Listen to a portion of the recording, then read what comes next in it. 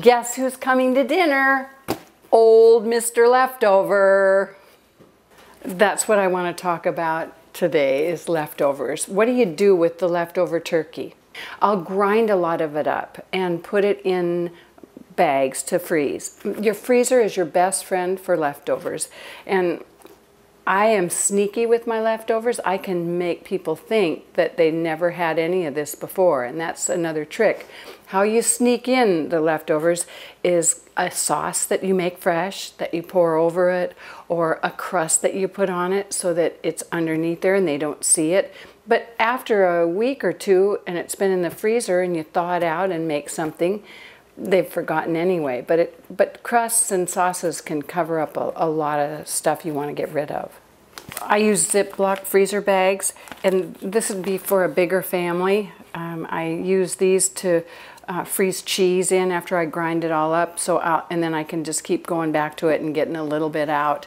But make sure when you put a meal in here that you're going to serve later that you date it and tell what it is, because sometimes these bags in your freezer look like just mystery sacks of frozen blob and you don't know what it is. And so, you know, one time I thawed out what I hadn't put in here what it was, and I thought out it was dog food for Lucky. And so when I thought it out and looked in there, it was nothing I could put in a casserole or a soup.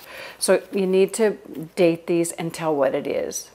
Another thing that really saves you time is to make chili in a big size pot, and then you have several quick meals because it's in the freezer.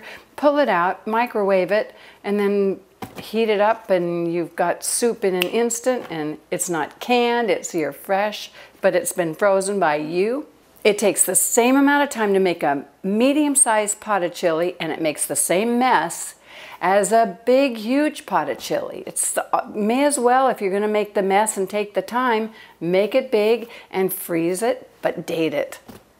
Our webmaster, Doug Heidland, I've told you this before, but he loves my chili, and I'm sure when I pull out a sack of it from the freezer and heat it up, he lives 5 miles away and he can smell it. He's over here by some strange coincidence. You want to make sure that you're rotating your food in the freezer so it doesn't stay in there very long. You know, a year is probably max because things start getting freezer burn. So you want to bring what's in there forward and put the newer in the back and keep rotating like the organized people do. Anytime you're worried that you've heard you can't freeze something, just go to Google and check on it, because there are some things that don't freeze well. They don't taste as good. I know that you can't freeze fresh vegetables in the freezer and then serve them. I freeze my fresh vegetables that I'm through with them for soups, and I'll grind it up first or just get the essence of what's left in them, because now it's in a sauce or something. But you couldn't freeze a tomato and then bring it out and slice it and put it in a salad. It would be hideous. So if you can get in the habit of, when you serve some big hunk of meat, to get it in the freezer, what's left over that you can't eat the next day, get it in the freezer for future. It'll save you a lot of time in the future too, because you'll have it.